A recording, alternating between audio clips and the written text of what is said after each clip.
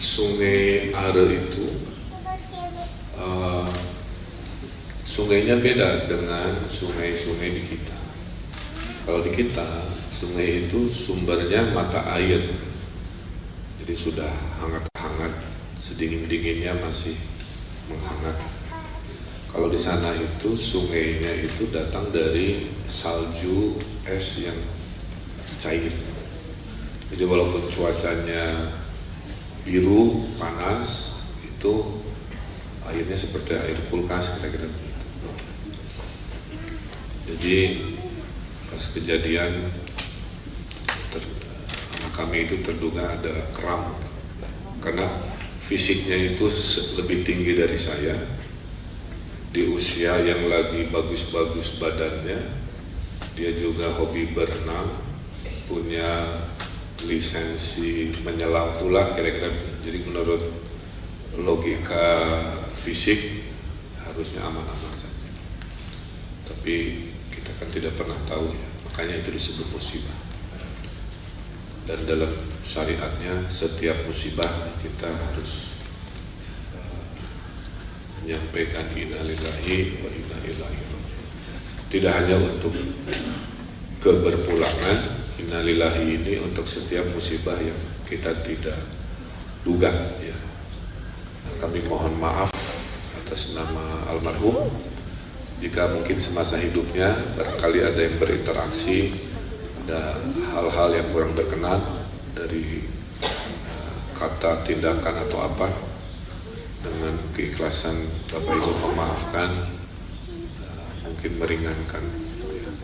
Karena sekarang kami meyakini anak kami sudah berada dalam perlindungan pemiliknya ya, Allah Subhanahu wa Ta'ala, dengan cara terbaiknya ya, dengan kesolehan dan akhlaknya, dan doa-doa kita insya Allah menjadi penerang dimanapun ia saat ini sedang berada. Dia malam-malam hujan-hujan bawa bantuan ke duafa-duafa. Mungkin itu buah dari kemuliaan akhlaknya. Mungkin jutaan doa ini juga adalah berkah dari orang-orang yang pernah merasa diselamatkan, dilindunginya ya, dalam keseharian. Istri saya mengatakan anak saya berpulang saat sedang berbahagia. Mungkin itu hadiah dari Allah Subhanahu wa Ta'ala. Dia pulang tidak dalam detik-detik bersedih, menit bersedih. Dia pulang dengan dia berada dalam posisi sedang mencari ilmu, dalam posisi sedang berbahagia ya. Sehingga tentulah kita berharap yang terbaik. Atas nama pribadi, atas nama istri, atas nama keluarga, kami mengaturkan beribu-ribu terima kasih dari hati kami yang paling dalam. Jazakallah khairan hasiran. Mudah-mudahan Allah membalas ringannya langkah Bapak Ibu, membalas berlipat-lipat doa-doa yang ikhlas dari qalbu Bapak Ibu. Mudah-mudahan Allah juga menempatkan kita pada umat Islam, umat terbaiknya. Ini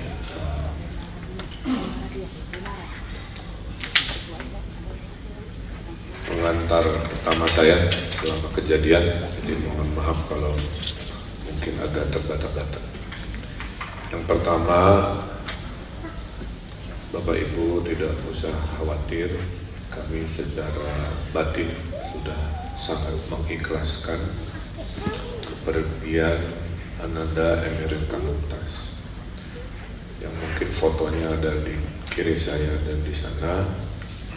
Ia adalah anak pertama kami yang lahir di tanggal 25 Juni 1999,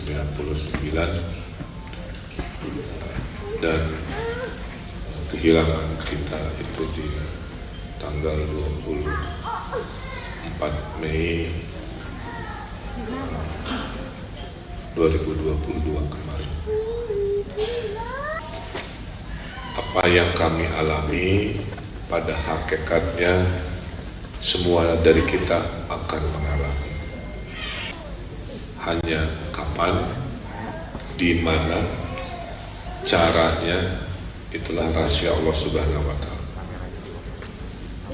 Kebetulan jadwal itu datang kepada keluarga kami.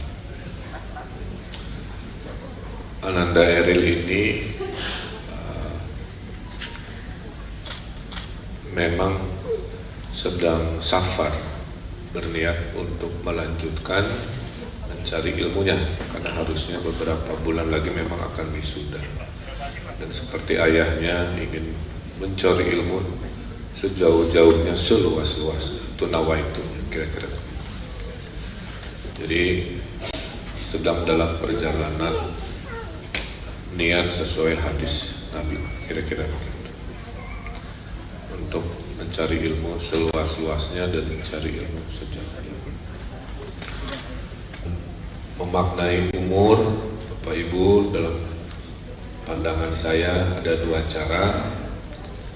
Satu, menilai umur seperti yang biasa kita lakukan, yaitu dengan umur biologis, berhitung dengan bulan, berhitung dengan tahun.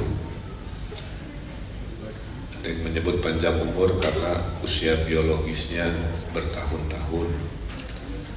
Tapi memaknai umur juga dengan seberapa panjang, seberapa luas, seberapa besar kebaikan-kebaikan kita di dunia, itu juga disebut panjang umur. Jadi bisa saja usianya hanya 23 tahun, tapi bagi saya di mata ayahnya ia sangat panjang umur, karena saya menjadi saksi di usia belianya memimpin organisasi kemanusiaan, selalu menebarkan kebahagiaan, tidak pernah sedih selama hidupnya, menjadi cahaya, dan selalu melindungi setiap orang yang melaluinya. Jadi pada saat peristiwa pun dia melakukan perlindungan kepada ibunya dengan melarang ibunya ikut untuk mengetes dulu dan lain sebagainya. Ya itulah karakter anak kami sampai detik-detiknya pun jiwa menolongnya menyertai akhlak. Itulah kami juga awalnya kaget melihat begitu banyak doa, harapan dimunajatkan baik oleh orang yang dia kenal, justru mayoritas oleh orang-orang yang tidak kenal. Saya tidak berani baca berita bersama keluarga karena sudah fokus mencari. Saya intip-intip aja gitu ya. Tapi kemanapun saya intip ya beritanya tentang almarhum anak saya yang luar biasa. Akhirnya saya berpikir, mungkinkah doa-doa, pengajian-pengajian sampai dari desa-desa sampai ulama-ulama di Palestina, saya juga kaget mendoakan. Mungkin buah dari bekal tadi yang saya tidak selalu ikut. Mungkin itu buah dari dia malam-malam hujan-hujan bawa bantuan ke duafa-duafa. Mungkin itu buah dari kemuliaan akhlaknya. Mungkin jutaan doa ini juga adalah berkah dari orang-orang yang pernah merasa diselamatkan, dilindunginya dalam keseharian. kami begini karena kami masih menggunakan logika dunia, bahwa logika dunia mengatakan siapa yang datang duluan ya perginya duluan, siapa yang datangnya belakangan harusnya pulangnya juga belakangan. Tapi rahasia kehidupan tidak matematik. Ini adalah contohnya. Anak saya datang belakangan, tapi berpulangnya terlebih dahulu. Nah, oleh karena itu memang sangat pedih ya, dan sangat sedih jika mendapati orang tua ditinggalkan anak terlebih dahulu. Kalau istri ditinggal suami itu ada istilahnya, disebut janda. Kalau suami ditinggal istri ada istilahnya, disebut duda. Kalau anak ditinggal ayahnya ada istilahnya, namanya yatim. Kalau anak ditinggal ibunya ada istilahnya, namanya piatu. Tapi kalau orang tua ditinggal anak tidak ada istilah, tidak ada dalam kamus. Jadi menunjukkan ya betapa level kehilangannya itu yang tertinggi mungkin seperti yang kami alami.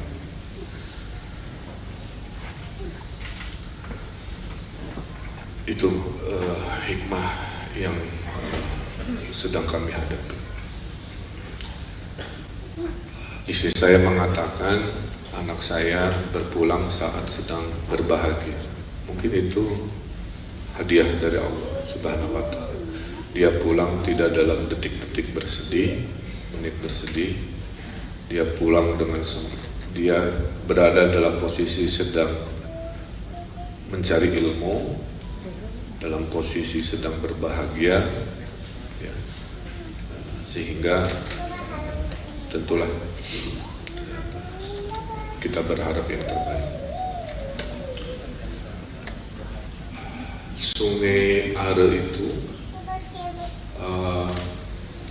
sungainya beda dengan sungai-sungai di kita. Kalau di kita, sungai itu sumbernya mata air, jadi sudah hangat-hangat, sedingin-dinginnya masih menghangat. Kalau di sana itu sungainya itu datang dari salju es yang cair. Jadi walaupun cuacanya biru, panas, itu airnya seperti air kulkas kira-kira begitu. Jadi pas kejadian anak kami itu terduga ada kram, karena fisiknya itu lebih tinggi dari saya, di usia yang lagi bagus-bagus badannya.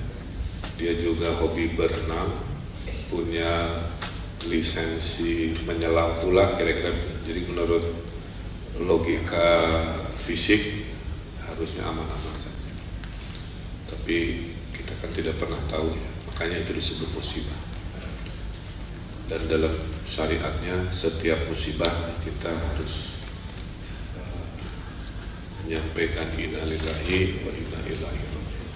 Tidak hanya untuk keberpulangan, inna lillahi ini untuk setiap musibah yang kita tidak duga ya. Mau musibah kecil, sedang, besar. Nah, jadi kembali lagi kalau ditanya, kami sudah ikhlas ya, sebagai seorang ayah yang takdirnya pada saat anak berpulang, saya sedang memimpin umat 50 juta manusia, maka tidak mudah bagi saya untuk membagi waktu.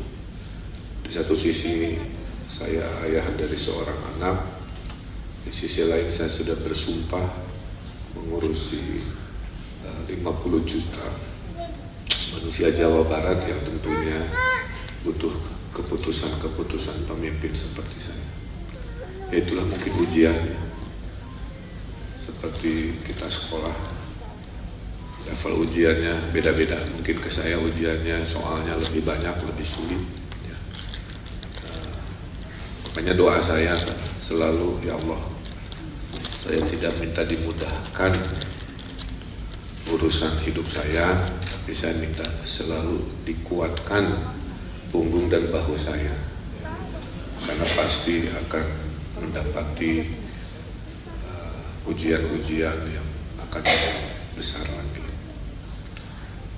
Tapi hati kami menjadi ringan dengan melihat doa-doa yang dialirkan tadi, ya, baik yang terekam beritanya maupun yang tidak terlihat, maupun di hati masing-masing yang ya mungkin terkoneksi karena apa yang kami alami sangat berhubungan mungkin dengan keseharian juga para orang tua, kira-kira begitu.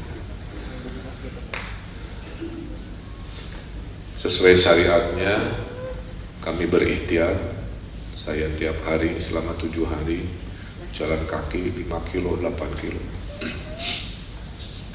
menyusuri sungai itu, berharap bisa segera bertemu. Namun standar hukum di negara itu adalah 7 hari pencarian intensif.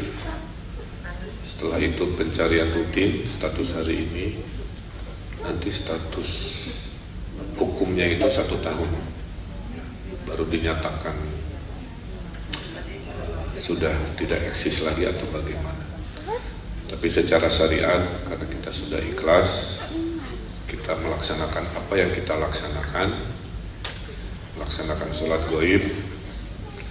Kalau setelah sholat gaib berkat doa-doa kita ada takdir lain, maka syariat akan mengikuti. Karena sholat gaib ini fardu kifayah, yang artinya adalah doa. Mendoakan itu bisa oleh siapa saja, bisa diwakilkan oleh siapa saja. Jadi kesimpulannya, walaupun kita sudah melakukan seperti ini, proses ikhtiar pencarian itu akan terus kami lakukan sampai batas waktu yang tidak ditentukan. Harapan kami, kalau teruslah berdoa sampai takdirnya afdol seperti yang kita harapkan, kira-kira begitu. Dan terakhir dari saya, akhirnya saya menyadari bahwa bumi Allah ini sangat luas. Jadi tidak perlu merisaukan kita lahir di mana dan kita harus berpulang di mana. Semua itu adalah bumi milik Allah Subhanahu wa Ta'ala. Tidak harus dibatasi oleh wilayah politik negara, wilayah paspor dan sebagainya. Dimanapun adalah bumi Allah Subhanahu wa Ta'ala. Jadi anak saya lahir waktu kami juga sedang mengembara, lahir di New York, ya, dalam keadaan sulit dulu. Ya, saya ada masalah dan sebagainya. Tapi alhamdulillah bisa lahir dengan selamat dan berpulang di negeri orang yang tadinya asing gitu ya, tapi dengan syariat bahwa semua bukit, gunung, laut, sungai adalah bumi Allah, maka kami pun pada dasarnya tenang, tidak usah memaksakan diri harus bagaimana. Nah, itu mungkin kronologis isi hati kami dan permohonan kami. Dan terakhir, kami mohon maaf atas nama almarhum jika mungkin semasa hidupnya barangkali ada yang berinteraksi, ada hal-hal yang kurang berkenan dari kata, tindakan atau apa. Dengan keikhlasan Bapak Ibu memaafkan, mungkin meringankan, karena sekarang kami meyakini anak kami sudah berada dalam perlindungan pemiliknya, Allah Subhanahu wa Ta'ala, dengan cara terbaiknya, dengan kesolehan dan akhlaknya, dan doa-doa kita insya Allah menjadi penerang dimanapun ia saat ini sedang berada. Itu saja yang bisa saya sampaikan, kurang lebihnya mohon maaf. Allahumma muwaffiq ila aqwamit thoriq, billahi taufiq wal hidayah. Wassalamualaikum warahmatullahi wabarakatuh.